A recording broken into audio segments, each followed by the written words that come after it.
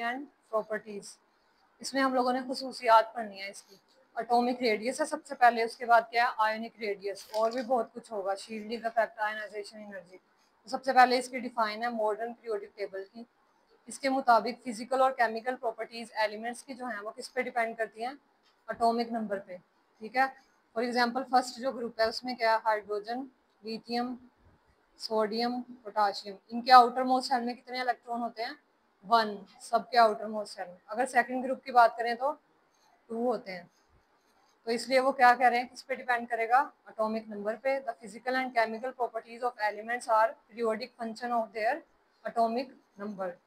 अब सबसे पहले एटॉमिक रेडियस किसको कहते हैं, अगर यहाँ पे 2 एटम्स हैं और ये क्या है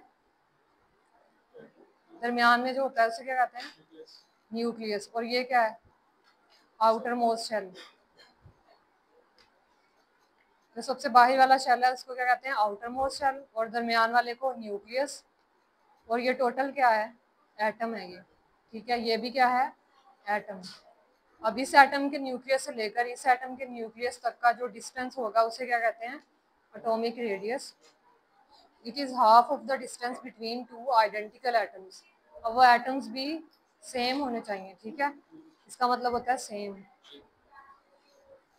अब हाफ क्यों कहा है उन्होंने, क्योंकि ये हाफ डिस्टेंस है। देखो यहाँ न्यूक्लियस से लेकर यहाँ तक ये वाला हिस्सा तो नहीं है ना, इसलिए इसको क्या बोला है, half of the distance between 2 identical atoms.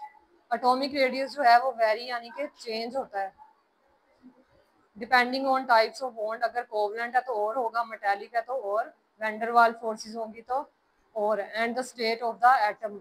और डिपेंड करता है कि एटम कौन सा है, हाइड्रोजन है, फ्लोरीन है। ठीक है, हर एटम डिफरेंट होता है। अब एग्जांपल दी हुई है कि रेडियस की, radius can be different in covalent as compare to ionic. The atomic radius is typically measured in picometer and angstrom. इसमें से जो याद करना है वो क्या है, ये डिफाइन करनी है और इसका ये यूनिट है। ठीक है, तो इधर से क्वेश्चन आएगा डिफाइन एटॉमिक रेडियस, तो पहले डिफाइन लिखनी है और उसके बाद यूनिट भी लिखना है इसके साथ ही। उसके बाद है periodic trend in atomic radius, यानी कि ग्रुप्स और पीरियड्स में ये ज्यादा होता है कि कम। इसको हम लोग क्या कहते हैं, पीरियोडिक ट्रेंड। ठीक है, the factors affecting the atomic radius, कौन से फैक्टर्स हैं जो इनको अफेक्ट करते हैं, 4 होंगे। नंबर ऑफ शेल्स के कितने शेल्स हैं उसके, ये शेल्स है ना। ठीक है, इफेक्टिव न्यूक्लियर चार्ज की, उसका न्यूक्लियर चार्ज कितना है। अगर ज्यादा न्यूक्लियर चार्ज है और यहाँ पे 1 इलेक्ट्रॉन है तो ये अपने ये वाले इलेक्ट्रॉन के ऊपर नेगेटिव चार्ज होता है ना, तो पॉजिटिव नेगेटिव को क्या करता है, अट्रैक्ट करता है। तो ये क्या होगा, इसकी तरफ आएगा। ठीक है, तो एटॉमिक साइज क्या हो जाएगा, कम। तो एटॉमिक रेडियस भी कम हो जाएगा क्योंकि साइज छोटा हो गया ना। और shielding effect of inner electron, ये 3 है तो ये तीनों करने हैं।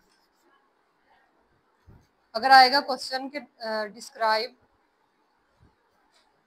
फैक्टर्स अफेक्टिंग एटॉमिक रेडियस, तो पहले ये लिखना है पॉइंट में, फिर इफेक्टिव न्यूक्लियर चार्ज, फिर शील्डिंग इफेक्ट।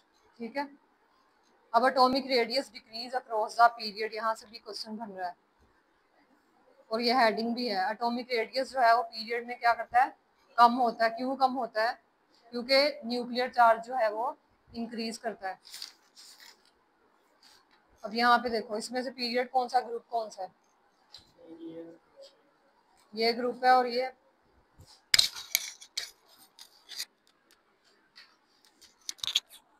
ठीक है, ये कौन सा है ग्रुप, टॉप टू बॉटम क्या होता है ग्रुप, और लेफ्ट टू राइट पीरियड होता है।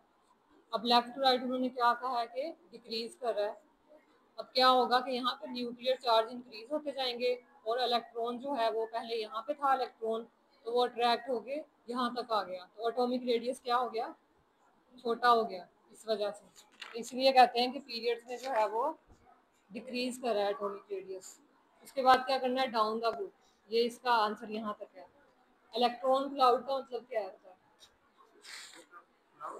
इलेक्ट्रॉन क्लाउड का मतलब यही होता है कि आउटर मोस्ट शेल जो है वो कम हो जाएगा। इलेक्ट्रॉन क्लाउड इसको कहते हैं, जो इलेक्ट्रॉन के घेरा लगाया हुआ है ना जितना भी न्यूक्लियस के इर्द गिर्द, उसको कहते हैं इलेक्ट्रॉन क्लाउड।